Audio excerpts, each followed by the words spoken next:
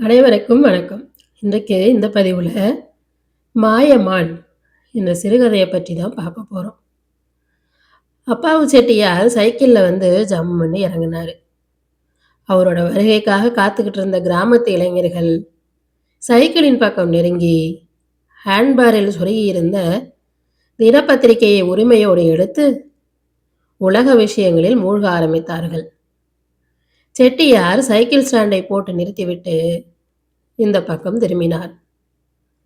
அவருடைய தர்மபத்தினி உலகம்மாள் தண்ணீரும் செம்புமாய் தயாராக நின்று கொண்டிருந்தாள். செம்பை கையில் வாங்கி முகம் கை கால் சுத்தம் செய்தார்.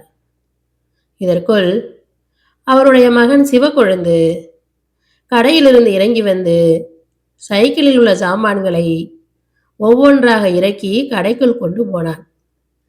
இந்த காரியத்துக்கு அவனுடைய தாயாரும் உதவி செய்தாள். செட்டியார் செம்பை வாசல் படியில் வைத்துவிட்டு முகத்தை துடைத்து கொண்டே வீட்டுக்குள் நுழைந்தார். இப்பதான் வரியா? நல்ல எதிர்காத்து என்று மகனை பார்த்து அன்புடன் கேட்டார் வயசாலியான நல்ல சிவம் செட்டியார்.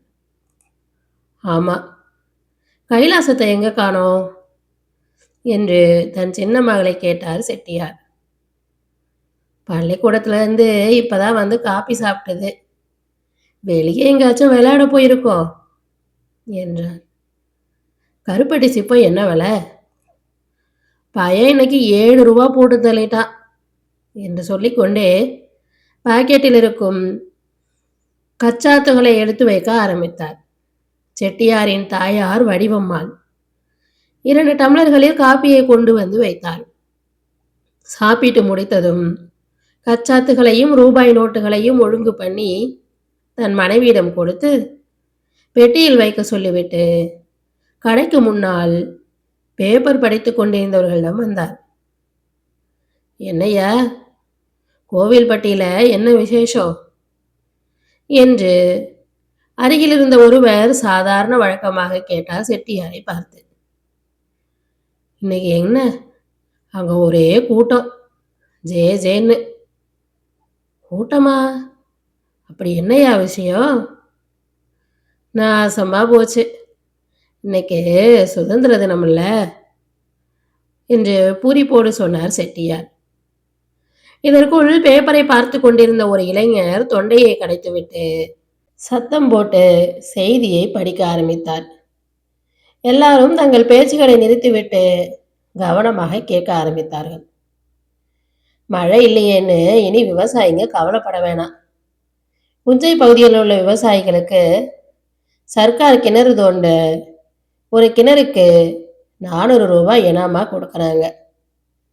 புஞ்சை நிலங்களை வளமான தோட்டங்களாக்கி உற்பத்தியை பெருக்கி விவசாயிகள் லாபம் அடைய கேட்டுக்கொள்ளப்படுகிறார்கள் என்பதுதான் செய்தியின் சாரம்.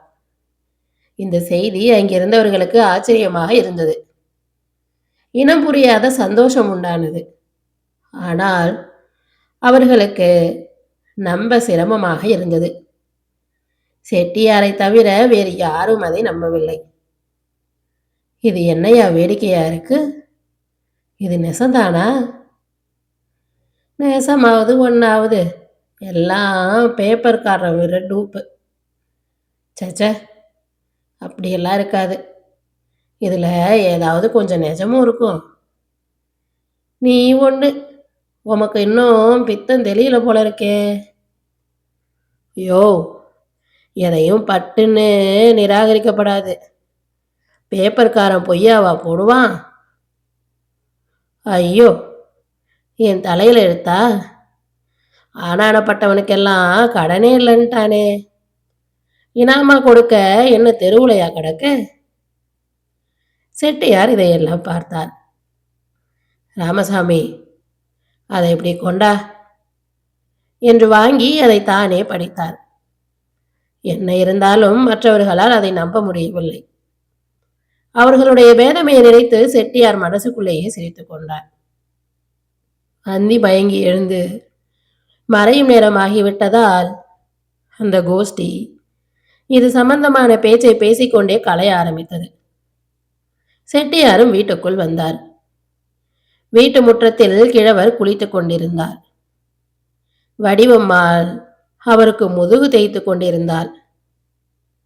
தம்பி, நீயும் குளிச்சிற, நேரம் காணாதா என்றார் பெரியவர். செட்டியாரோ குளிக்கணும் என்று சொன்னாரே தவிர மனசு அங்கு இல்லை. அவருடைய எண்ணம் எல்லாம் தன்னுடைய புஞ்ச நிலத்தை சுத்தி சுத்தி வந்தது. அந்த கிராமத்துல கொஞ்சம் சௌகரியமா உட்கார்ந்து சாப்பிடக்கூட புள்ளிகள்ல நம்முடைய செட்டியாரும் ஒருத்தர். அவருக்கு செழிப்பான மந்தை நிலம் 4½ ஏக்கர் இருந்துச்சு. மேலும் ஒரு சின்ன கடை ஒன்று அந்த ஊருக்கு தகுந்த மாதிரி வைத்திருந்தார். நிலத்திலிருந்து வருகிற தானியம் சாப்பாட்டுக்கும், கடையிலிருந்து வருகிற வருமானம் குடும்ப செலவுக்குமாக வண்டி ஒரு மாதிரி ஓடிக்கொண்டிருந்தது. இனாமாக கிணறு வெட்ட சர்க்காரால் கொடுக்கும் அந்த 400 ரூபாயையும் வாங்கி நம்முடைய நிலத்தில் ஒரு கிணறு வெட்டி அதை நல்ல ஒரு தோட்டமாக ஆக்கிவிட்டால் என்ன, நிறைய வருமானமும் கிடைக்கும். ஏதோ நம்முடைய குழந்தை குட்டிகளுக்கு பிற்காலத்தில் ஒரு சௌகரியம் செய்து வைத்த மாதிரியும் இருக்கும் என்று நினைத்தார் செட்டியார். தகப்பனார் குளித்து முடித்து வந்து கட்டிலில் உட்கார்ந்தார். நம்ம நிலத்துல ஒரு கிணறு வெட்டினா என்ன என்று கேட்டார் செட்டியார். கிணறா? அது எதுக்கு? தோட்ட நிலன்னா அதுக்கு நிறைய சிரமப்படணும். நமக்கு கடைகண்ணியை கவனிக்கவே நேரம் சரியா இருக்கு. தோட்டத்துலலாம் சொந்த ஆளு பாடுபட்டாதான் லாபம் கிடைக்கும். அதோட அதுல போட்டு எடுப்பதற்கு நிறைய பணம் வேணும். இதுக்கெல்லாம் நாம எங்க போறது? இதையெல்லாம் உத்தேசம் பண்ணி தான் நம்முடைய பெரியவங்க அதை அப்படியே புஞ்ச நிலமா வச்சிருக்காங்க என்றார் அப்பா. பணத்தை பத்தி கவலை வேண்டாம். சர்க்கார்லேருந்து கிணறு ஒண்ணுக்கு 400 ரூபாய் ஏனாமா தராங்களாம். அப்படியா? அப்படி இருந்தாலும் அந்த ரூபா காணாதே என்றார் அப்பா. காணாதுதான். ஏதோ அவங்களால கொடுக்க முடிஞ்சது அவ்வளவுதான். அதையாவது இனாமா கொடுக்குறாங்களே.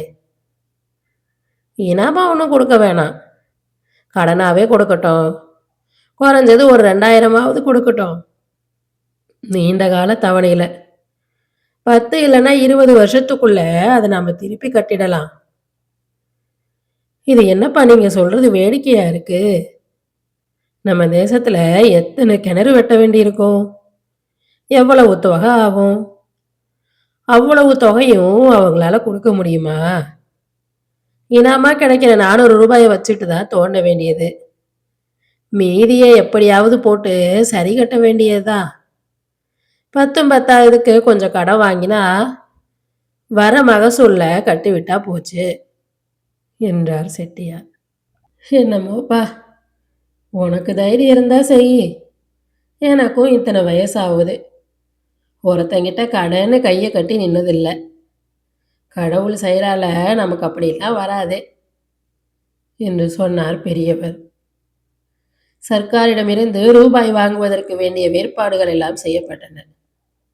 தாலுகா ஆபீசருக்கு செட்டியார் நடையாய் நடந்தார். கிராம அதிகாரிகளை சரி கட்டுவதற்குள் போதும் போதும் என்றாகிவிட்டது. பணம் வருமா வராதா என்ற சந்தேகம் வேறு எழுந்தது. ஆரம்பத்திலிருந்தே கையிலிருந்து ஒரு 50 ரூபாய் வரை செலவாகிவிட்டது. செட்டியாரும் அழுத்தார். கடைசியில் ஒரு நபர் மூலம் உண்மை பளிச்சென்று தெரிய வந்தது. வருத்தப்பட்டு என்ன செய்ய? செட்டியார் அதற்கு பணிந்தார். பணிந்ததுதான் தாமதம். காரியங்கள் கிறுகிறுவென்று நடந்தது. இப்பொழுது செட்டியார் ரூபாயை தேடி செல்லவில்லை. ரூபாய் செட்டியாரை தேடி வந்தது.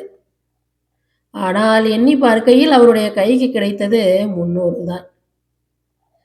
கிணறு தோண்ட ஆரம்பித்த செட்டியாருக்கு ரூபாய் 300ம் போன திசை தெரியவில்லை. சரி, ஒரு 500 கடன் வாங்க வேண்டியதுதான் என்று தீர்மானித்தார்.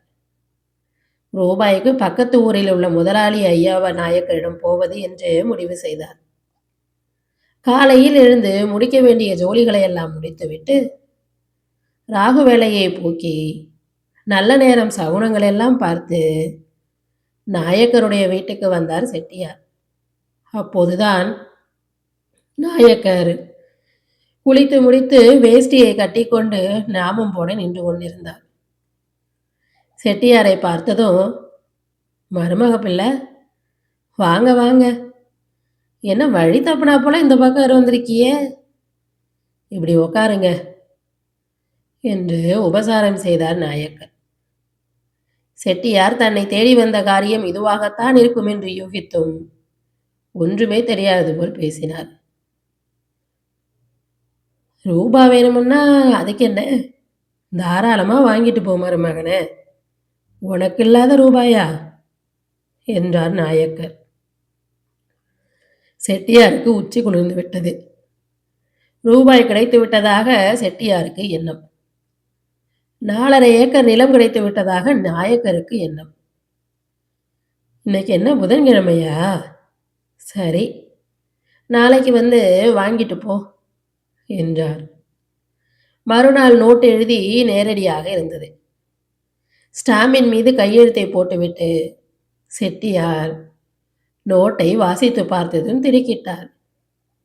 500 ரூபாய் 1000ஆக எழுதியிருந்தது.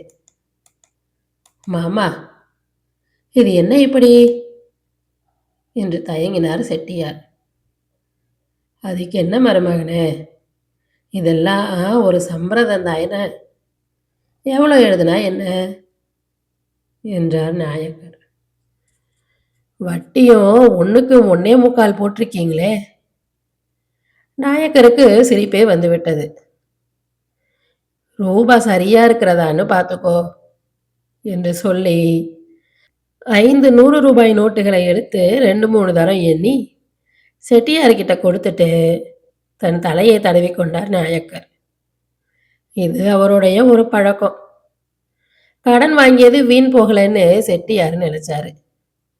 தண்ணீரை கிணத்துல கண்டுகொள்வதற்கும் வாங்கிய கடன் செலவாகி முடிவதற்கும் சரியா இருந்துச்சு. கிணத்துக்கு மேல் பக்கம் உட்கார்ந்து செட்டியார் யோசனையில இருந்தாரு. கடையை சரியா கவனிச்சு பல நாள் ஆயிடுச்சு. நேரடியா கவனம் இல்லாதால வியாபாரமும் மந்தமாயிடுச்சு. விற்பனையும் குறைஞ்சு போயிட்டுதேன்னு பலமான யோசனையில இருந்தாரு.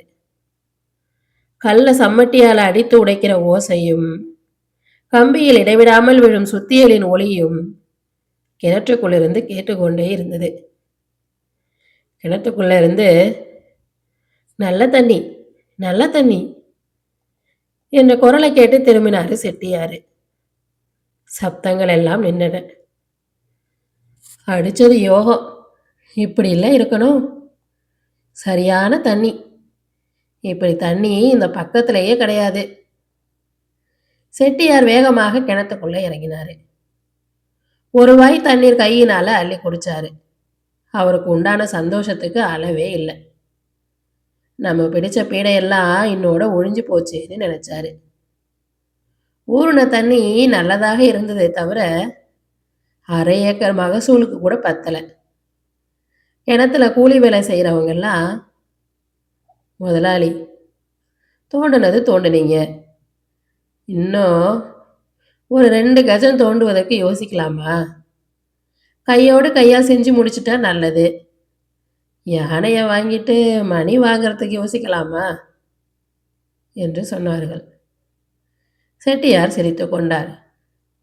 இவங்களுக்கு என்ன, சொல்றவங்க சொல்லுவாங்க.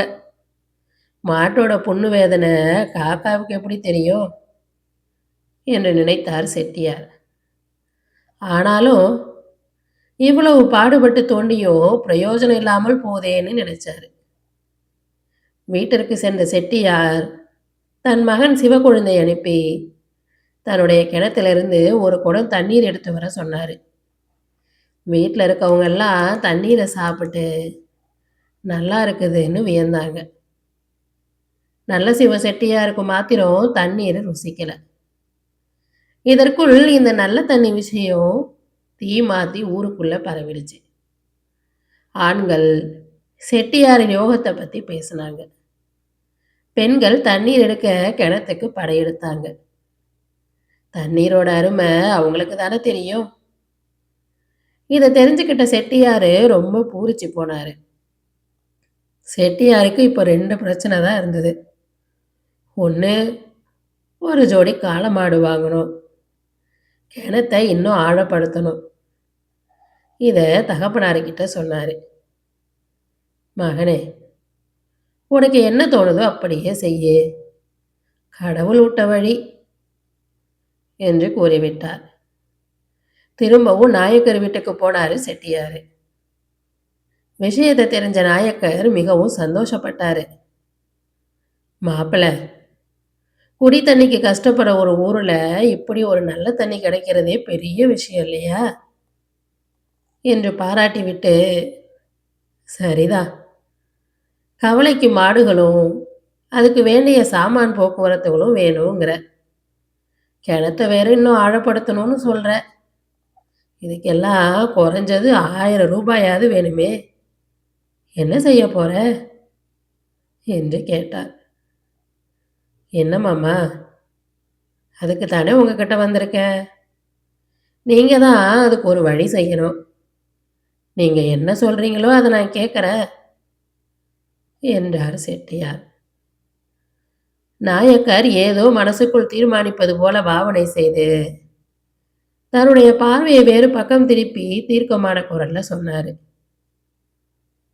இப்போ இருக்கிற நிலையில் ஏக்கர் 300 ரூபா தான் போகும். 4,5 ஏக்கருக்கு நான் 3 12, அரை ஏக்கருக்கு ஒரு 150, 1200 150 சேர்த்தா 1350 என்றார் நாயக்கர். செட்டியாருக்கு திடுக்குன்னு இருந்துச்சு. என்ன மாமா இப்படி சொல்றீங்களே என்று தயங்கினார். ஆனாலும் மனசுக்குள் என்ன விலையா கொடுக்க போறோம் அப்படின்னு நினைச்சிட்டு காசை பற்றி பேசினார். அப்பாவு, நான் சொல்றதை கேளு, பேசாம நிலத்தையும் கிணத்தையும் அடமானம் செஞ்சு கொடுத்துட்டு ரூபாயை வாங்கிட்டு போ. உனக்கு சம்மதம் இல்லைன்னா வேறு எங்கேயாவது கிடைச்சா மகாராசனா வாங்கிக்க, நான் வேணான்னு சொல்லலை. நான் கொடுத்த 500 ரூபாயை கொடுத்துரு என்றார் நாயக்கர். செட்டியாரால் வேற என்ன சொல்ல முடியும்? நல்லது, நீங்கள் சொன்னபடியே அடமானம் செஞ்சு கொடுக்குறேன் என்று ஒப்புக்கொண்டு அடமானமும் செய்தார். பத்திரத்தில் குடும்பத்தில் இருக்க எல்லாரும் கையெழுத்து போடணும்னு சொன்னார் நாயக்கர். நல்ல சிவ செட்டியார்கிட்ட பேனாவை கொடுத்தாரு. கையெல்லாம் நடுங்க நடுங்க அவரும் கையெழுத்து போட்டார்.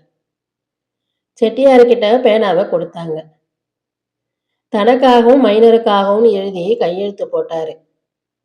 ரூபாய் 1000 வாங்கிக்கிட்டாரு. பத்திரத்துல ரூபாய் 2000க்கு அடமானம்னு எழுதியிருந்துச்சு. கழுகுமலை சந்தையில செட்டியார் 2 செவளக்காலையை பிடிச்சாரு. விலை 600 ரூபாய், செலவு வேற. கமலைக்கு வேண்டிய சாமான்கள் கூனை, வடம், வால்கயிறு, மண்வெட்டி முதலிய சாமானும் வாங்கினாரு. இனி கூனைவால் தைக்க தோல் வாங்கணும். கூட வந்த விவசாயிகளோட தோல் கடைக்கு போனாரு செட்டியாரு. தோலோட விலை 50 ரூபான்னு சொன்னான். அப்படி இப்படின்னு பேசி அதை 40 ரூபாய்க்கு வாங்கினாரு. கிணத்தை ஆழப்படுத்துறதுல இருந்து மற்ற வேலைக்கெல்லாம் சேர்த்து 1000 சரியா போச்சு. புதுசா ஒரு வேலைக்காரனும் வச்சாங்க. அவனுக்கு தோட்ட சம்பந்தமா எல்லா வேலையும் தெரியும். சாப்பாடு போக மாசம் 10 ரூபா சம்பளம்னு முடிவாச்சு. தோட்டத்துல மிளகு செடி நட ஏற்பாடு செஞ்சாங்க. அந்த சமயம் மிளகு வத்தலுக்கு ஏகப்பட்ட கிராக்கி. பொதி ஒண்ணுக்கு 300 ரூபாய் வித்தது. ஒரு ஏக்கர்ல சுமாரா விளைஞ்சாலும் 5 பொதி விளையும். செட்டியாரு தோட்டத்துக்கு வேண்டிய உரங்களை பக்கத்து ஊர்ல இருந்து விலைக்கு வாங்கினாரு. வாடகை கொடுத்து வண்டியில கொண்டு வந்தாரு. மேற்க ஒரு ஊர்ல மிளகு நாற்று வாங்கும் 30 ரூபாய் கொடுத்து ஒரு ஆளையும் அனுப்பினாரு. இப்படி காரியெல்லாம் ரொம்ப தடபுடலாம் நடந்துச்சு. அப்பதான் செட்டியாருக்கு ஒரு விஷயம் தெரிஞ்சது. அது உண்மைன்னு தெரிஞ்சது. சர்க்காரில் இனாமா பணம் வாங்கி கிணறு வெட்டினவங்க 3 வருஷத்துக்கு மிளகு, பருத்தி போன்ற பணப்பயிர்கள்லாம் சாகுபடி செய்யக்கூடாது. உணவு பொருள் தான் சாகுபடி செய்யணும். ஐயோ! மோசமாயிட்டோமேன்னு செட்டியாரு தலையில கைய வச்சுட்டு உட்கார்ந்துட்டாரு. இந்த பேரிடியிலிருந்து மீள அவருக்கு பல நாள் ஆச்சு. தகப்பனார் நல்ல சிவம் செட்டியாரோ படுத்த படுக்கையாவே ஆயிட்டாரு. சரி, இனி கேப்ப பயிரிட வேண்டியதுதான் அப்படின்னு அதற்கு வேண்டிய ஏற்பாடுகளை செட்டியாரு செஞ்சாரு. கையில இருந்த பணம் எல்லாம் கரைஞ்சு போச்சு. கடையில புரண்டு கொண்டிருந்த பணத்தையும் எடுத்து செலவழிக்க வேண்டிச்சு. கடையோட வியாபாரமும் படுத்துச்சு. கடை திறந்திருந்ததை தவிர சாமான ஒன்றும் இல்லை. கேப்ப பயிறு கண்ணங்கரேர்னு செழித்து வளர்ந்துச்சு. பார்க்குறவங்க கண் திஷ்டி போடாமல் இருக்கிறதுக்கு ஒரு மண் பாளையத்தில் சுண்ணாம்பு அடித்து அது மேலே கருப்பு புள்ளிகள் குத்தி தோட்டத்தோட நடு மையத்தில் ஒரு கம்பை ஊனி அந்த களையத்தை அது மேலே கவிழ்த்து வச்சாரு செட்டியாரு. பயிர் பொதிவுக்கு வந்த சமயத்தில் கிணத்துல தண்ணீர் இல்லை. மழையும் பெய்யறதா காணோம். ஊரில் உள்ள தோட்ட பயிர்களும் மானாவாரி புஞ்ச பயிர்களும் வாடிச்சு கருகியும் போச்சு. ஊரில் இருக்க எல்லாரும் சேர்ந்து மழைக்கஞ்சி எடுத்தாங்க. குடும்பாவி கூட கட்டி எடுத்தாங்க. ஊர் தேவதைகளுக்கும் வன தேவதைகளுக்கும் கெடா வெட்டி பொங்க வச்சாங்க. தினப்பத்திரிகையில் போட்டிருக்கும் காலநிலையை தினமும் பார்ப்பாங்க. சாதாரணமாக இருக்க ஜோசியங்க கிட்ட கூட மழை வருமான்னு கேட்பாங்க. வெயில் தான் வெள்ளை வெள்ளையன்னு அடிச்சதை தவிர மழை பெய்கிற மாதிரியே இல்லை. திடீர்னு மழை பெய்கிற மாதிரி மேகம் முட்டிக்கிட்டு நிற்கும். ஆனால் கொஞ்ச நேரத்தில் காற்று வந்து அடிச்சுட்டு போயிடும். நாம் என்னத்தை பிழைக்க போகிறோன்னு எல்லாரும் சலிச்சு போனாங்க. செட்டியார் கவலையில் இருந்தார். பயிரெல்லாம் கருகி சருகா போயிடுச்சு. விவசாயிங்க வெறும் தாளை மட்டும் அறுத்து மாட்டுக்கு தீவனமாக போட்டாங்க. ஆனால் மனுஷனுக்கு என்ன செய்கிறது? கிணத்துல குடி தண்ணீர் இல்லை. வாளிக்கு உழக்கு தண்ணி தான் வந்துச்சு. வயது முதிர்ந்த கிழவர்கள் தாது வருஷ பஞ்சத்தை பற்றி பேச ஆரம்பித்தாங்க. காசு இருக்கவங்க மொச்சக்கொட்டை வாங்கி சாப்பிட்டாங்க. கையில் பணம் இல்லாதவங்க காடுகளில் இருக்க சாணக்கிழங்குகளை தோண்டி வேக வச்சு சாப்பிட்டாங்க. செட்டியார் எப்போவோ கடையை எடுத்து மூடிட்டாரு. வீட்டில் இருந்த பெண்களுடைய நகையை அடகு வச்சு ரேஷனில் நெல் வாங்கி குத்தி சமைச்சு சாப்பிட்டாங்க. வாழ்க்கை கசந்து போச்சு. வீட்டில் எப்பவும் ஒரே சண்டை தான். நல்ல சிவ செட்டியாரோ, ஐயோ எனக்கு சாவே வராதா பகவானே, என்னை கொண்டு போயிடேன்னு வாய் திறந்து பேச ஆரம்பிச்சிட்டாரு. ஆனால் சாவு அவருக்கு வரலை, வடிவம்மாளுக்கு தான் வந்தது. நல்ல சிவ செட்டியார் பயங்கரமாக அழுதுட்டாரு. தூணில் முட்டிக்கிட்டே அழுதாரு. அம்மா, எங்களெல்லாம் இப்படி விட்டுட்டு போயிட்டியேன்னு கூக்குரலிட்டாரு. அப்பாவு, என்ன இது, நீ ஆம்பளை பிள்ளை, இப்படி மனசை விடலாமா, அடக்கிக்கோ என்று பக்கத்தில் இருந்தவர்கள் ஆறுதல் சொன்னாங்க. இப்படி அவர்கள் சொல்லவும் அவருடைய துக்கம் முன்னை விட பல மடங்கு அதிகமாக வந்துச்சு. வடிவம்மால செட்டியாருடைய தோட்டத்திலேயே அடக்கம் பண்ணாங்க. அமரக்கிரியைகள் எல்லாம் முடிந்து கொஞ்ச நாளுக்கு அப்புறம் செட்டியாரை வர சொல்லி ஆள் அனுப்பினாரு நாயக்கர். செட்டியாரும் போனாரு. ஏதோ ரொம்பவும் கஷ்டப்பட்டுட்டீங்க. ரூபாயில் கொஞ்சமாவது கொடுக்க முடியலனாலும் பரவாயில்ல, வருஷ வட்டியாவது கொடுத்தா நல்லா இருக்கும். செட்டியார் இதுக்கு ஒன்றுமே பேசலை. சரி மாமா, உங்களுக்கு நான் வட்டி கொடுத்துட்றேன் என்று சொன்னார். நேராக வீட்டுக்கு வந்து தன்னுடைய குழந்தை கைலாசத்தோட நகைகளை விற்று 3வது மனுஷனுக்கு தெரியாமல் வட்டியை கட்டினார். ஊரில் இருந்த ஏழை விவசாயிகள் எல்லாம் தஞ்சாவூருன்னும் ஆந்திர பிரதேசனும் பஞ்சம் உழைக்க போனாங்க. இந்த நிலைமை ஒரு வருஷம் பூராவும் இருந்துச்சு. அடுத்த வருஷமாவது பஞ்சம் தெளியும்னு நினச்சாங்க. அந்த ஜனங்களுடைய துரதிர்ஷ்டம் அடுத்த வருஷமும் அப்படியே தான் இருந்துச்சு. ஆடு மாடுகளை வித்தாங்க, பண்ட பாத்திரத்தையும் வித்தாங்க. தங்க கிட்ட உள்ள எதையெல்லாமோ வித்து ஜீவிக்க முடியுமோ அதையெல்லாம் வித்தாங்க. செட்டியாரால மறு வருஷம் வட்டி கட்ட முடியல. நாயக்கர் ஆள் மேல ஆள் விட்டு அனுப்பினாரு. என்ன செய்வாரு? பாவம், வீட்டையும் நிலத்தையும் தவிர அவங்க கிட்ட வேற என்ன இருக்கு? ரெண்டையுமே நாயக்கருக்கு தார வாத்து கொடுத்துட்டாங்க. நாயக்கர் தயால குணம் உள்ளவர். அவங்க பஞ்சம் பிழைக்க செல்வதற்கு 100 ரூபாய் கொடுத்தாரு.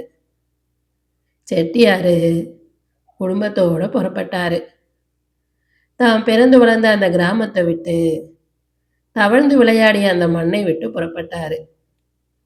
அவருடைய தோட்டத்து வழியாதான் பாதை. அது மேல கால் பட்டதும் செட்டியாருக்கு உடம்பெல்லாம் புல்லரிச்சு போச்சு. கண்ணிலிருந்து கண்ணீர் தார தாரையா வந்தது. அம்மாவை அடக்கம் செய்த இடத்துக்கு வந்ததும் அப்படியே தரையில மரம் போல சாய்ஞ்சிட்டாரு. பெண்களும் குழந்தைகளும் கொய்யோ முயோன்னு அழுதாங்க. நல்ல சிவ செட்டியார் மட்டும் கல்லு போல நின்னாரு. கொஞ்ச நேரம் கழிச்சு மகனை தூக்கி நிறுத்தினாரு பெரியவர். எல்லாருடைய அழுகையும் நின்று போச்சு. ரயில்வே ஸ்டேஷனை நோக்கி போனாங்க. ரயில் ஒவ்வொரு ஸ்டேஷனையும் தாண்டி வடக்கு போயிட்டு இருந்துச்சு. பசுமலையையும் தாண்டி மதுரையை நெருங்கிடுச்சு. தூரத்தில் வரும்போதே கிழவர் கோபுரங்களை பார்த்தாரு. தலைக்கு மேலே 2 கையும் வச்சு கண்ணை மூடிக்கிட்டாரு. செட்டியாரோட குடும்பத்தை தவிர அந்த பெட்டியில் இருந்தவங்க எல்லாம் மதுரையில் இறங்கிட்டாங்க. செட்டியார் பிளாட்பாரத்தில் இருக்க கடையில் குழந்தைகள் திங்கிறதுக்கு பலகாரம் வாங்கினாரு. அதோட அன்னையோட தினப்பத்திரிக்கையும் வாங்கினாரு. செட்டியார் எப்பவும் பத்திரிக்கையை வாசிக்க மாட்டாரு, ஆனால் வாங்க மட்டும் தவற மாட்டாரு. வாங்கிய பலகாரங்களை எல்லாம் எல்லாரும் சாப்பிட்டாங்க. பத்திரிக்கை மட்டும் அப்படியே பெஞ்சில் கிடந்தது. சோழவந்தான் ஸ்டேஷனில் 4-5 பேர் ஏறி செட்டியாரோட பக்கத்தில் வந்து உக்காந்தாங்க. ரயிலும் புறப்பட்டது. வந்தவங்களில் ஒருவன் செட்டியாரோட பக்கத்தில் கிடந்த பத்திரிக்கையை எடுத்து படித்தான். திடீர்னு தன் நண்பர்களை நோக்கி ஒரு செய்தியை வேகமாக வாசித்தான். கிணறு வெட்ட சர்க்காரால் இனாமாக ரூபாய் வழங்கப்படும் திட்டத்தை விவசாயிகளுடைய நன்மையை உத்தேசித்து நீடித்திருக்கிறார்கள்னும், இந்த வருஷம் கிணறு ஒன்றுக்கு 500 ரூபாய் இனாமா கிடைக்கணும், விவசாயிகள் இந்த திட்டத்தை பயன்படுத்தி உணவு உற்பத்தியை பெருக்கி நாட்டுக்கு நல்லது செய்யணும்னு வேண்டிக்கிறாங்க. இந்த செய்தியை கேட்டதும் மற்றவங்கெல்லாம் சந்தோஷப்பட்டாங்க. செட்டியாருக்கு மட்டும் கோபம் பயங்கரமாக வந்துச்சு. கண்ணெல்லாம் கோவப்பழம் போல ஜிவ்வன்னு செவந்துச்சு. வேகமாக பாய்ந்து பத்திரிக்கையை டபக்குன்னு பிடுங்கி சுக்கு நூறாக கிழிச்சாரு. எல்லாரும் திகைச்சு போயிட்டாங்க. என்ன காரணம்னு ஒருவருக்கும் விளங்கலை. நல்ல சிவன் செட்டியார் மட்டும் ஒரு கோணல் புன்னகை செய்தார். இத்துடன் இந்த கதை நிறைவடைந்தது. அடுத்து வரும் பதிவில் மற்றும் ஒரு நல்ல கதையுடன் சந்திப்போம். நன்றி, வணக்கம்.